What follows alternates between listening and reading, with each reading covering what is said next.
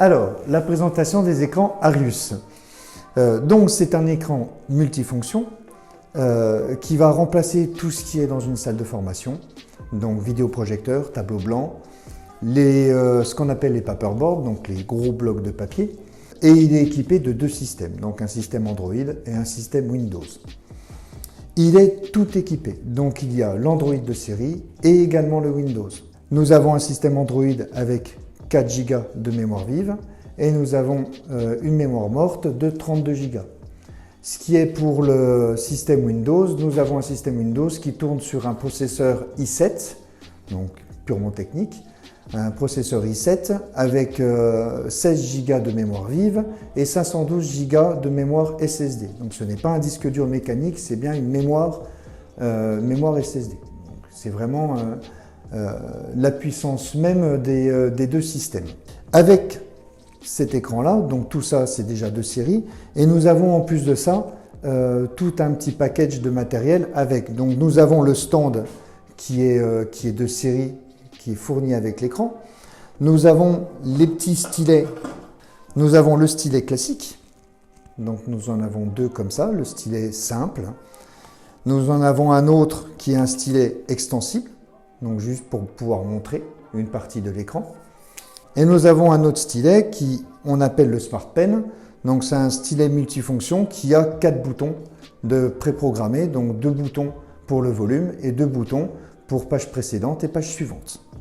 Et nous avons également une télécommande pour pouvoir éteindre et allumer l'écran. Donc c'est une télécommande de télé toute simple. Voilà pour ce qui est fourni de série sur notre écran. Après, donc pour résumer, nous avons deux systèmes, le système Android et le système Windows. Le système Android va nous faire tout ce qui est le multifonction. Donc tout ce qui va remplacer le vidéoprojecteur, tout ce qui va remplacer le tableau blanc et le paperboard. Donc pour ça, nous avons une fonction qui s'appelle le eShare Pro. Et cette application-là va permettre à un nomade, à un ordinateur de se connecter dessus et puis de pouvoir faire l'interaction, c'est-à-dire de pouvoir projeter notre image sur notre écran tactile. Après, nous avons aussi, qui est fourni avec, et que je n'ai pas cité juste avant, nous avons également ce petit outil qu'on appelle le dongle. Donc ça, c'est un outil sur port USB qui va se connecter sur un ordinateur, donc bien sûr avec un port USB. Et une fois que le petit applicatif dedans est exécuté, nous allons pouvoir appuyer sur le bouton et à partir de ce moment-là, nous allons avoir l'image de l'ordinateur projetée sur l'écran.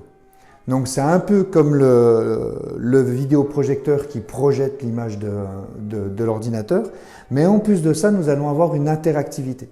C'est-à-dire qu'on va avoir bien l'image de l'ordinateur, mais en plus de ça, si j'agis sur mon écran tactile, je vais pouvoir interagir sur mon ordinateur. Donc mon ordinateur se transforme en écran tactile. Donc ça, pour des logiciels métiers qui sont installés sur le PC, nous allons pouvoir les montrer, les manipuler en salle de formation, par exemple. Donc ce que je vais appeler nomade, c'est tout ce qui est téléphone, tablette, sur système iOS, sur système Android ou sur système Chromebook. Et bien sûr, des PC, que ce soit Macintosh, Linux ou Windows. Donc, pour cela, nous avons l'application eShare Pro. Donc là, on est sur la partie Android. Donc, à partir de ce moment-là, il explique bien, donc il y a un petit QR code. J'ai ici, si je fais User Guide, je vais pouvoir avoir les manipulations qu'il faut faire pour installer l'application et pour me connecter dessus. Donc, dans un premier temps, j'ai le QR code, qui est le lien de téléchargement pour l'application, donc pour tout type de téléphone, ou tout ce qui peut lire un QR code.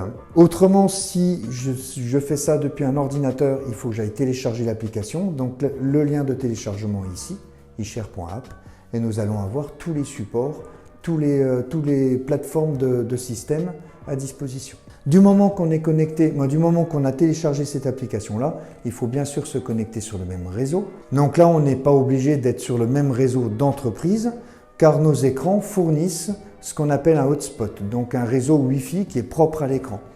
Donc comme ça, toute personne invitée qui arrive dans la salle de formation ne doit pas se connecter sur le réseau de l'entreprise, histoire de sécurité. Donc conclusion, on peut se connecter directement sur le réseau qui est affecté à l'écran. Donc là, en l'occurrence, il s'appelle Arius. Et le mot de passe, toujours par défaut, c'est 1, 2, 3, 4, 5, 6, 7, 8. Voilà, ça c'est le petit mot de passe à savoir. Donc ça, voilà, c'est la configuration. Une fois qu'on est connecté à ce réseau, on démarre la fameuse application eShare. Et à partir de ce moment-là, nous allons pouvoir reconnaître l'écran qui s'appelle Arius. Et nous allons pouvoir faire ce qu'on appelle du mirroring, donc l'écran du nomade qui va s'afficher sur l'écran tactile. Ou autrement, nous allons pouvoir aussi utiliser la webcam, nous allons pouvoir faire des annotations, nous allons pouvoir faire un rôle de télécommande, donc tout ce qui est pilotage de l'écran à distance. C'est-à-dire que le formateur peut être au fond de la salle et il peut montrer des parties de l'écran à toutes les personnes qui regardent l'écran. Donc en sachant que eShare, nous pouvons partager jusqu'à 4 éléments. Donc je peux mettre le dongle, donc un ordinateur qui va diffuser avec le dongle. Je peux mettre un nomade qui va diffuser avec le eShare, un autre nomade et puis éventuellement un autre ordinateur. Je vais aller jusqu'à 4 éléments. Voilà pour ce qui est l'application eShare. Nous avons maintenant en plus sur la partie Android, nous avons ce qu'on appelle l'application Anode Plus. Donc qu'est-ce que c'est Anode Plus? Alors, dans le cas du déploiement dans les salles de formation sur un vidéoprojecteur avec un ordinateur. Donc le plus souvent on projette sur un tableau blanc, un tableau Velleda. Et à partir de ce moment-là, nous allons prendre notre marqueur, on va faire des annotations sur ce qui est projeté. Donc on fait des annotations, on efface, on refait des annotations, etc. Ça, c'est des annotations ponctuelles. Ce n'est pas des annotations qu'on va garder ou quoi que ce soit. Donc nous avons exactement la même solution. Donc c'est Anode Plus qu'on va voir dans le petit menu déroulant ici, donc soit à droite ou ici, soit à gauche. Donc comme on voit, on peut déplacer ce petit menu en haut ou en bas comme on veut et indépendamment. Donc voilà, le petit Anode Plus, ça va être le petit stylo ici. Et à partir de ce moment-là, je vais pouvoir faire des annotations, je vais pouvoir faire des indications en automatique et ponctuellement. Ce n'est pas quelque chose qu'on garde, c'est juste pour montrer comme si on écrivait sur un tableau Velleda.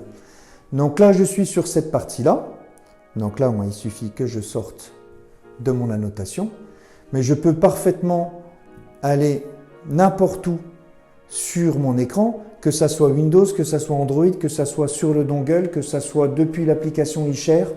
Dans tous les cas, je pourrais toujours faire une annotation, montrer des indications, faire un peu comme je veux. Et si vraiment je me trompe, nous avons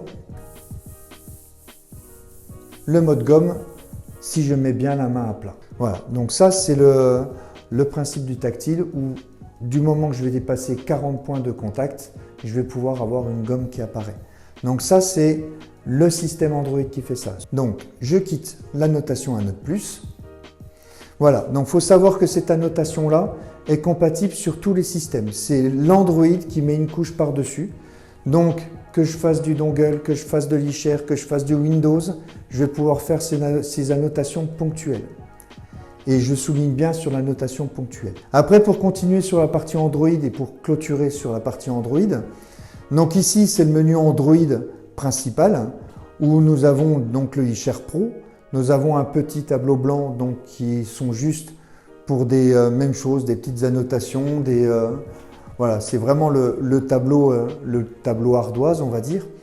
Mais nous avons un autre tableau qui est beaucoup plus performant sur la partie Windows.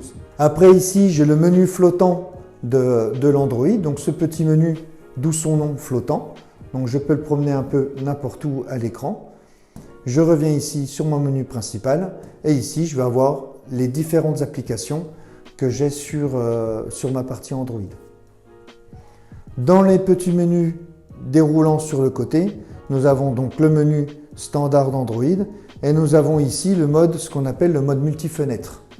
Donc là, comme tout système Android, nous avons toutes les applications qui sont ouvertes et bien sûr, je peux aller sur une application ou autrement, comme un téléphone, je peux les fermer une par une.